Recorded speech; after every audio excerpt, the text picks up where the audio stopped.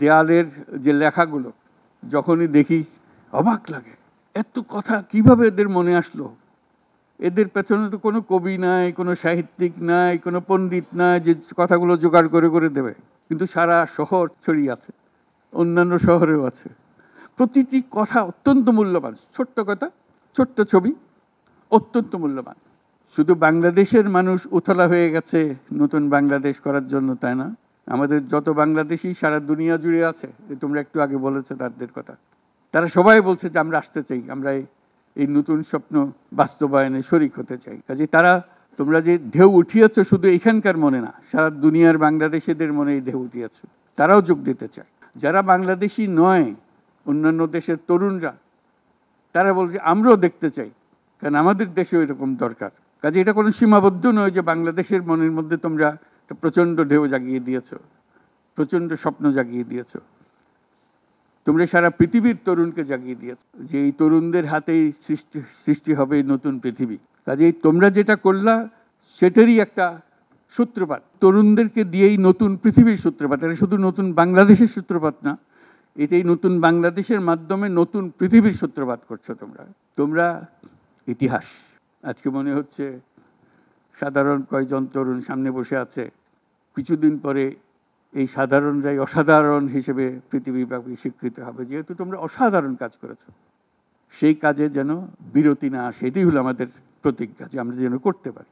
আমার একটা প্রস্তাব থাকবে, নাহিদ, আসিফ, তোমাদের সবাইকে, অন্তত মাসে একটা করে চিঠি লিখো আমাদের কাছে।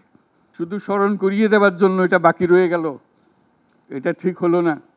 কারণ আমরা হয়তো অনেক সময় মাথার থেকে ছুটে যাবে, যেহেতু তোমরা যেভাবে দেখে এসছো আমরা সেভাবে দেখতে জানি না। সেই জানানটা দেওয়ার জন্য আমাদেরকে গুঁতো দিতে হবে, স্মরণ করিয়ে দিতে হবে, যাতে করে আমরা এটার থেকে বিচ্যুত হয়ে যেতে না পারি। এটা তোমাদের দায়িত্ব, কারণ যে পথে রওনা করে দিয়েছো সেটার রূপরেখা তোমাদের কাছে পরিষ্কার। আমরা হয়তো কিছুটা বুঝেছি, কিছুটা অন্যভাবে বুঝেছি, এরকম যেন না হয়। তোমাদের ঠিকভাবে যে স্বপ্ন তোমরা দেখেছো সেই স্বপ্নটা যেন আমরা আমাদের সাধ্যমতো রূপ দিতে পারি। বহু লোক বসে আছে যারা এই দুঃস্বপ্ন থেকে আমরা জেগে ওঠার কারণে তারা দিশেহারা হয়ে গেছে। একদিন চুপচাপ শুয়ে শুয়ে দুঃস্বপ্নের মধ্যে এরা ছিল, দুঃস্বপ্ন দেখছিল, আমরা শান্ত আনন্দ সহকারে লুটপাট করে যাচ্ছিলাম, হঠাৎ করে গোলমাল হয়ে গেল। তারা কি চুপচাপ বসে থাকবে? মোটেই না। খুব চেষ্টা করবে আবার তোমাদেরকে দুঃস্বপ্নের মধ্যে যাতে ঢুকিয়ে দেওয়া যায়, তারা শান্তমতে আবার শান্তিতে আবার তাদের রাজত্ব চালাতে পারে। তারা চেষ্টার ত্রুটি করবে না। কাজে যে কাজ শুরু করেছো এই কাজ সমাপ্ত না হওয়া পর্যন্ত এর থেকে বেরিয়ে যেও না। বাংলাদেশের জন্ম থেকে আজ পর্যন্ত এই সুযোগ আর আসে নাই, যে সুযোগ তোমরা আমাদের হাতে তুলে দিলে। এই সুযোগ যেন হাতছাড়া না হয়। এই সুযোগ হাতছাড়া হলে বাংলাদেশের আর কোনো ভবিষ্যৎ থাকবে না।